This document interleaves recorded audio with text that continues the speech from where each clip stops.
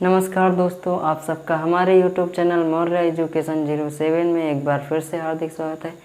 दोस्तों, हम लोग अम्ल क्षार और लवण का ये तीसरा लेक्चर पढ़ने जा रहे हैं।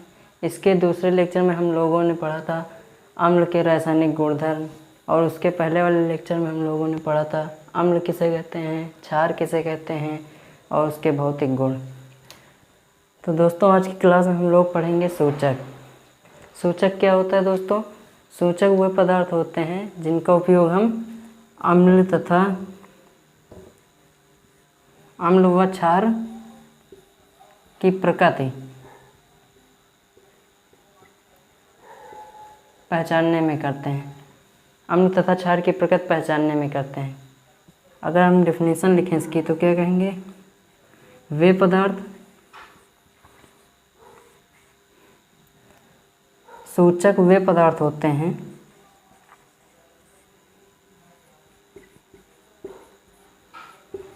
जिनका उपयोग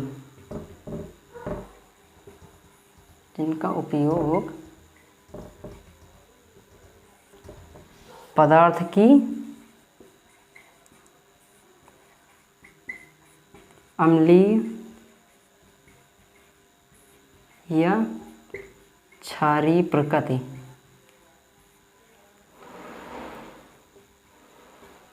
की पहचान करने में किया जाता है। पहचान करने में किया जाता है।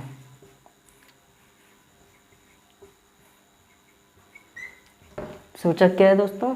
सूचक वे पदार्थ होते हैं जिनका उपयोग पदार्थ की अम्लीय या क्षारीय प्रकृति की पहचान करने में किया जाता है।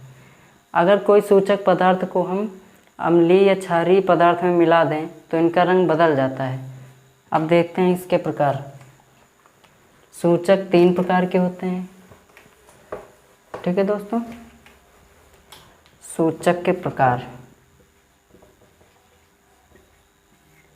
कितने प्रकार के होते हैं? 3।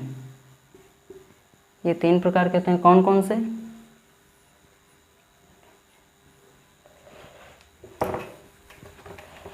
पहला होता है प्राकृतिक सूचक।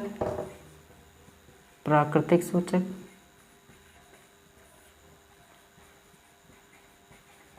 दूसरा होता है कृत्रिम सूचक। कृत्रिम सूचक और तीसरा होता है गंधीय सूचक।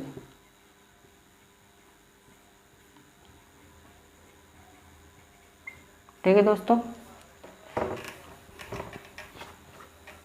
जैसे कि नाम से ही पता चला, प्राकृतिक सूचक जिन्हें प्रकृति में प्राप्त किया जाए। जैसे पेड़ पौधे से, जो सूचक पेड़ पौधे से प्राप्त किए जाते हैं उन्हें क्या कहते हैं हम लोग? प्राकृतिक सूचक। पेड़ पौधे से प्राप्त करते हैं। किससे? पेड़ और पौधे से। ठीक है दोस्तों, इसको हम किससे, जिसको कृत्रिम रसायन द्वारा प्रयोगशाला में बनाया जाता है। रसायनों में, ठीक है, प्रयोगशाला में जिनको बनाया जाता है, वे सूचक जिनको प्रयोगशाला में बनाया जाता है। ठीक है दोस्तों, और गंधीय सूचक।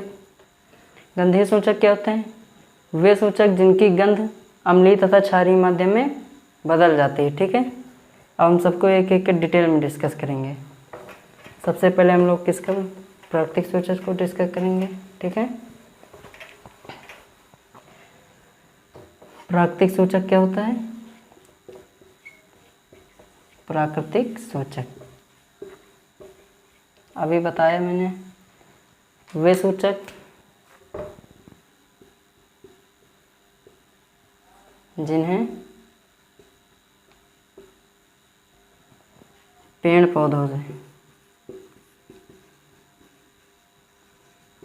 पौधों से प्राप्त किया जाता है। ठीक है,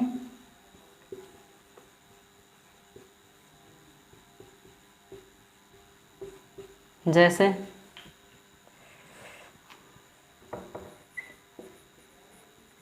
कौन कौन से सूचक जिन्हें पेड़ पौधों से प्राप्त किया जाता है? सबसे पहले हम लोगों ने बताया था, हमने आपको बताया था लिटमस, जिसे लीचेन के पेड़ से प्राप्त किया जाता था। दूसरा होता है हल्दी। ठीक है, 2 एग्जाम्पल लिख लो। देखो अच्छा, जब हम लिटमस को अम्ल में मिलाते थे तो ये कौन सा रंग देता था? नीला। अम्ल में मिलाते थे तो लाल देता था, और क्षार में मिलाते थे तो नीला। ठीक है, लिटमस को अम्ल में मिलाते थे तो लाल रंग देता था, और क्षार में मिलाते थे तो नीला रंग। इसी तरह हल्दी को अगर हम अम्ल में मिलाएंगे तो क्या देगा? पीला ही रहेगा, ये मतलब अपरिवर्तित रहेगा, कोई चेंज नहीं होगा इसके कलर में। अगर हम हल्दी को क्षार में मिलाएंगे तो ये क्या देगा? लाल। ठीक है दोस्तों, अब हम लोग अगला पढ़ेंगे कृत्रिम सूचक।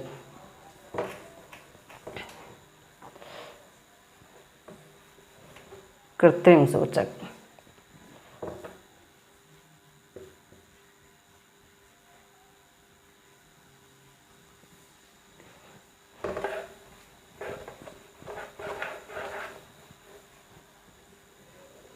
तो इसी में लिख दें हम, वे सूचक जिन्हें रसायनों द्वारा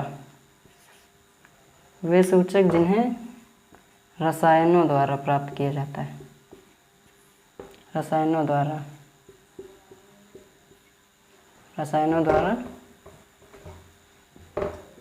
प्राप्त किया जाता है।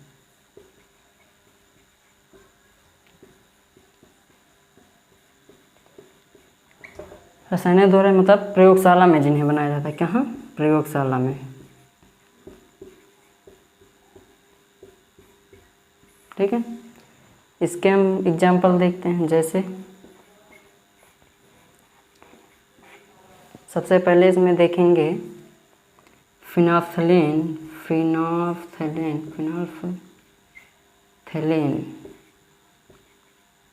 ठीक है, फिनाफ्थलीन को जब हम अम्ल के संपर्क में रखेंगे, किसके? अम्ल के, और क्षार के जब संपर्क में देखेंगे कौन सा कलर देता है। ठीक है, जब फिनाफ्थलीन को हम अम्ल के संपर्क में रखेंगे तो इसका कलर क्या होता है? अपरिवर्तित।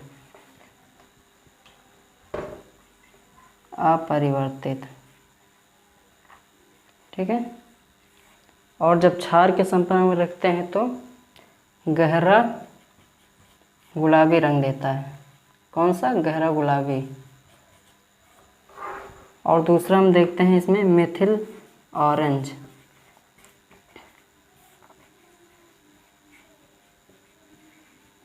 ठीक है, जब मेथिल ऑरेंज को हम लोग अम्ल के संपर्क में रखते हैं तो कौन सा रंग देता है? लाल। ठीक है, और जब उसको मेथिल ऑरेंज को क्षार के संपर्क में रखते हैं तो कौन सा कलर देता है? पीला। ठीक है दोस्तों, अब हम लोग इसका तीसरा पार्ट पढ़ेंगे। कौन सा? गंधीय सूचक।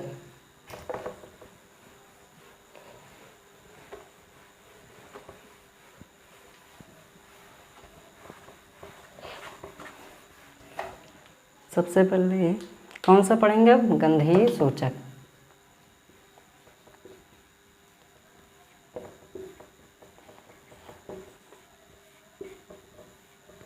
पार्ट कौन सा पढ़ेंगे? गंधीय सूचक। गंधीय सूचक क्या होता है दोस्तों? वे सूचक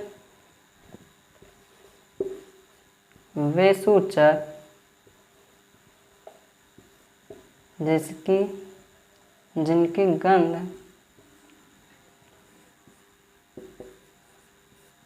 अम्लीय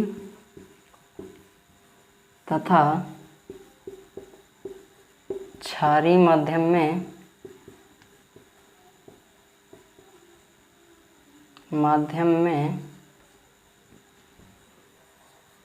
क्या हो जाती है? बदल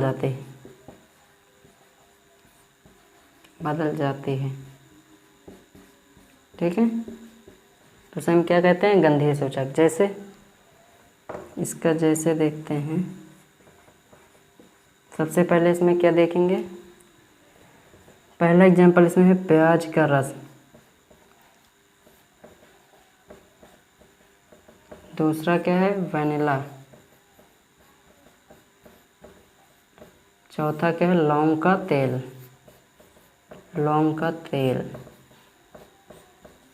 ठीक है,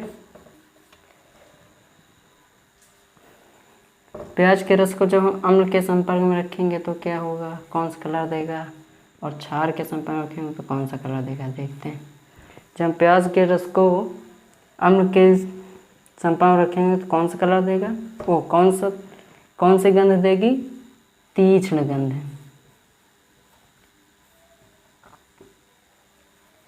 और जब इसको क्षार के संपर्क में रखेंगे तो कोई गंध नहीं आएगी। ठीक है, कोई गंध नहीं। वनीला आइसक्रीम फ्लेवर जिसमें होता है, ठीक है, आइसक्रीम वाला वनीला है वही।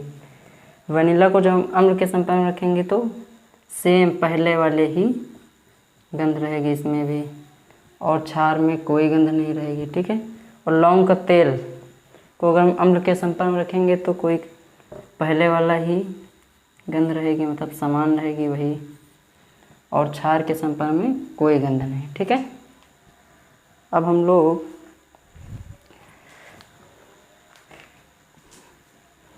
अगला टॉपिक इसमें पढ़ेंगे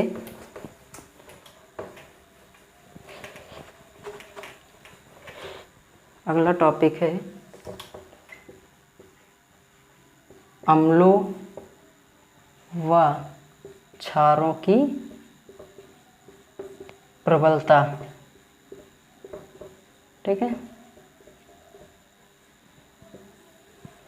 अम्लों व क्षारों की प्रबलता।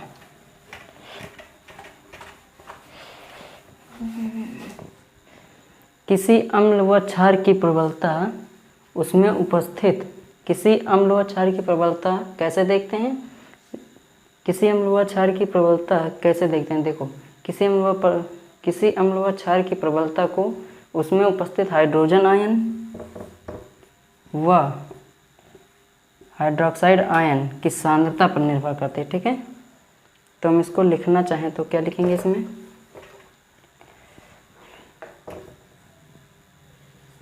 अम्लों व क्षारों की प्रबलता उसमें उपस्थित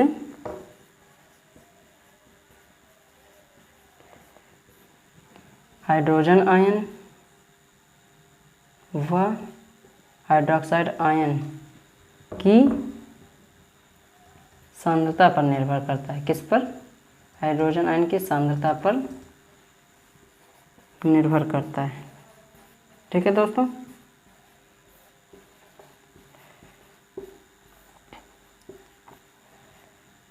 अब हाइड्रोजन आयन की सांद्रता और OH मतलब हाइड्रोक्साइड आयन की सांद्रता कैसे निकालेंगे, अब हम इसको आगे देखते हैं। अगर हम लोग हाइड्रोजन आयन की सांद्रता और हाइड्रोक्साइड आयन की सांद्रता निकाल लें तो उसमें हम बता देंगे कौन सा अम्ल प्रबल कौन सा क्षार। ठीक है, देखो दोस्तों, हाइड्रोजन आयन की सांद्रता और हाइड्रोजन आयन की सांद्रता को हाइड्रोजन आयन की सांद्रता को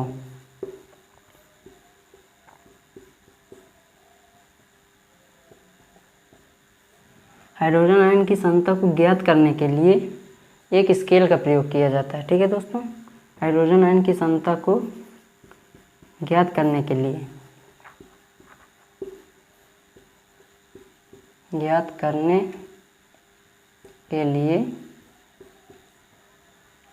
एक स्केल का प्रयोग किया जाता है। ठीक है दोस्तों,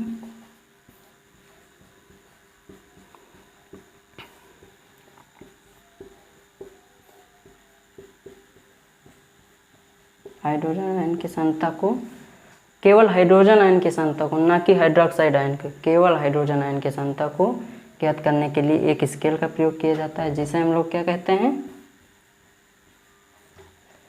पीएच स्केल। पीएच स्केल, ठीक है, पीएच स्केल कहते हैं।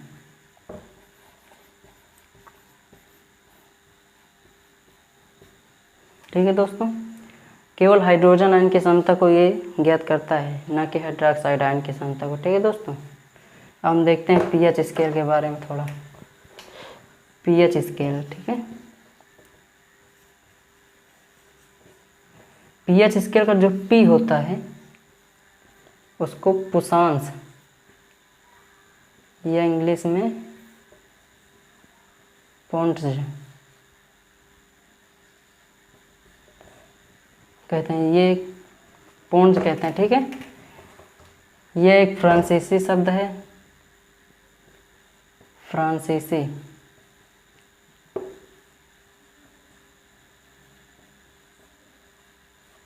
ठीक है दोस्तों, फ्रांसीसी शब्द है ये, जिसका अर्थ होता है पावर, शक्ति। यहाँ पर पी का मतलब पुशांश, जिसका अर्थ क्या होता है? शक्ति।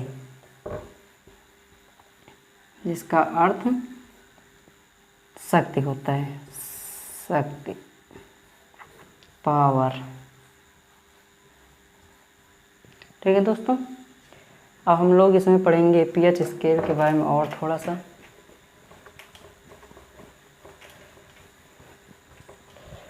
पीएच स्केल देखो, पीएच स्केल जो होती है 0 से 14 तक के पीएच को ज्ञात करता है। ठीक है, पीएच स्केल में जो होता है 0 से 14 तक के पीएच ज्ञात होते हैं। ठीक है,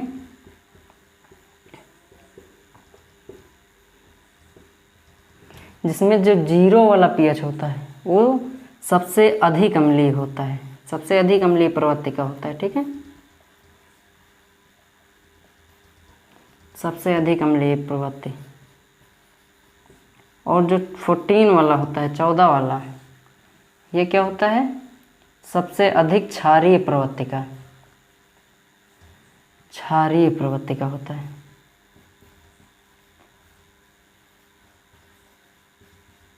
ठीक है दोस्तों, तो हम लोग एक पीएच स्केल बनाएंगे, अभी देखते हैं।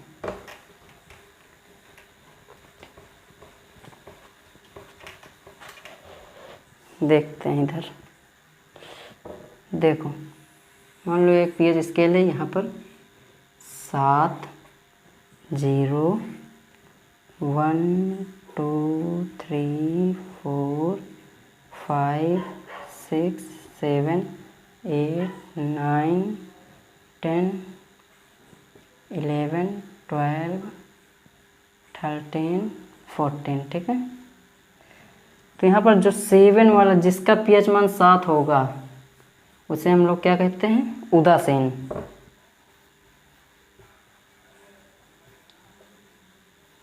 ठीक है, और 7 से कम वाले जो होते हैं इधर, इसे हम कहते हैं, इनकी प्रकृति कैसी होती है? अम्लीय, अम्लीय प्रकृति के होते हैं।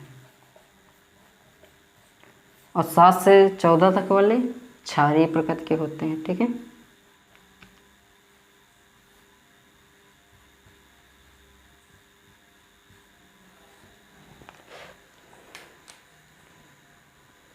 देखो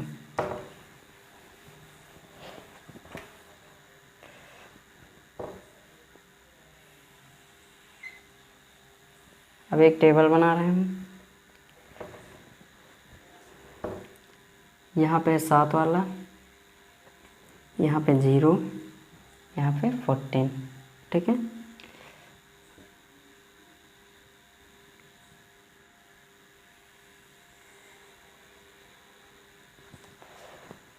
ये वाला जो रीजन है, क्षेत्र, ये है H+ का, और जो नीचे वाला है ये वाला, ये OH- का। ठीक है, देखो 7 से इधर वाले क्या होते हैं? क्षारीय प्रवृत्ति, क्षारीय होते हैं। इधर, इधर क्या होते हैं? अम्लीय। और बीच वाला क्या होता है? उदासीन। देखो अम्लीय ये क्यों है? क्योंकि यहाँ पर हाइड्रोजन आयन की सांद्रता, हाइड्रोजन आयन की सांद्रता, हाइड्रोजन आयन की सांद्रता में वृद्धि है। ठीक है, देखो यहाँ पर हाइड्रोजन आयन की देखो हाइड्रोजन आयन वाला जो है रीजन बड़ा है, ज़्यादा है, ये वाला देखो OH माइनस का यहाँ पर कम है अम्लीय वाले एरिया में, ठीक है।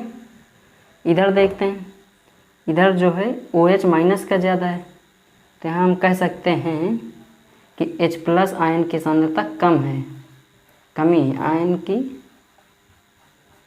सांद्रता में कमी है, ठीक है।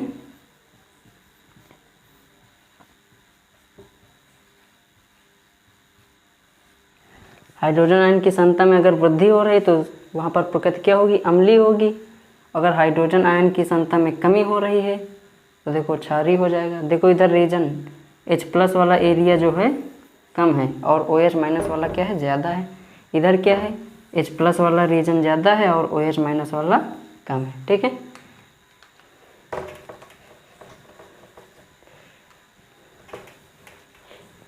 तो हम लोग पढ़ेंगे इसमें pH का महत्व। दैनिक जीवन में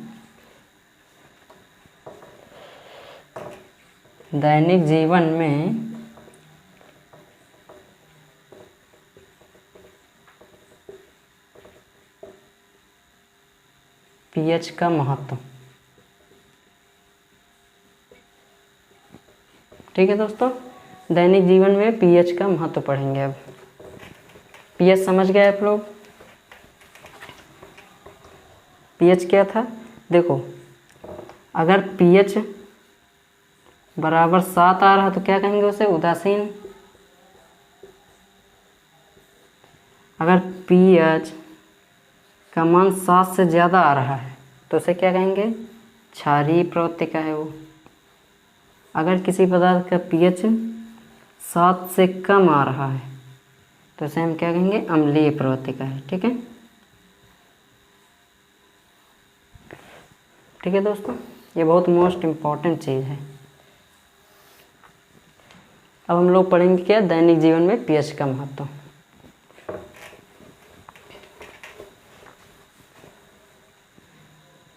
जो हमारा शरीर है वो 7 से लेकर 7.8 pH के बीच में काम करता है, ठीक है।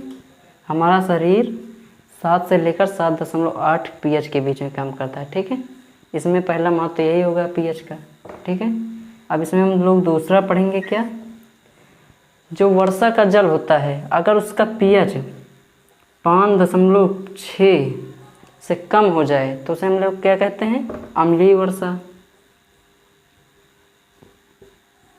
अम्लीय वर्षा क्या है दोस्तों, अगर वर्षा के जल का pH 5 से कम हो जाए, 5.6 से कम हो जाए तो उसे हम लोग क्या कहेंगे, अम्लीय वर्षा। अगर यही अम्लीय वर्षा नदी के जल में मिल जाए तो नदी के जल का जो pH होता है वो क्या हो जाएगा, कम, जिससे वहाँ के जो जीव जंतु होते हैं उनको जीवन जीने में कठिनाई होती है, ठीक है। अब हम लोग इसमें अगला पॉइंट क्या पढ़ेंगे, अगला पॉइंट ये है कि जो pH हमारे लिए क्यों आवश्यक है, अधिक उपजाऊ फसल के लिए हमें अधिक उपजाऊ मिट्टी, अधिक उपजाऊ मिट्टी कब होगी दोस्तों, अधिक उपजाऊ मिट्टी कब होगी, जब उसका pH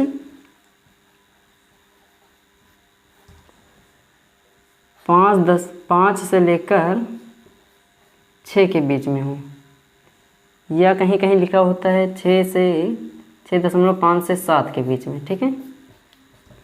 अगर अधिक उपजाऊ मिट्टी का pH 6.5 से 7 के बीच में है तो वहाँ पर अधिक फसल होती है, ठीक है, वहाँ पर फसल अच्छी उगती है। तो हम लोग अब इसमें अगला पॉइंट क्या पढ़ेंगे,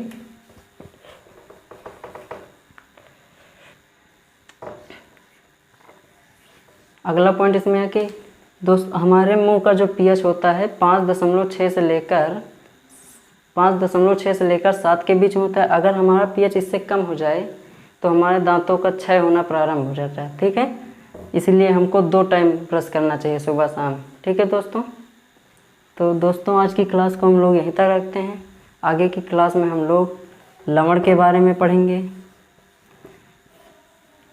खाने का सोडा के बारे में पढ़ेंगे, धोने का सोडा पढ़ेंगे, ब्लीचिंग पाउडर पढ़ेंगे। तो गाइज आज की क्लास को यहीं तक रखते हैं। अगर हमारी क्लास अच्छी लगी हो तो ज़्यादा से ज़्यादा लोगों तक शेयर करें, इस लेक्चर को लाइक करें और चैनल को सब्सक्राइब करें। Thank you. जय हिंद, जय भारत।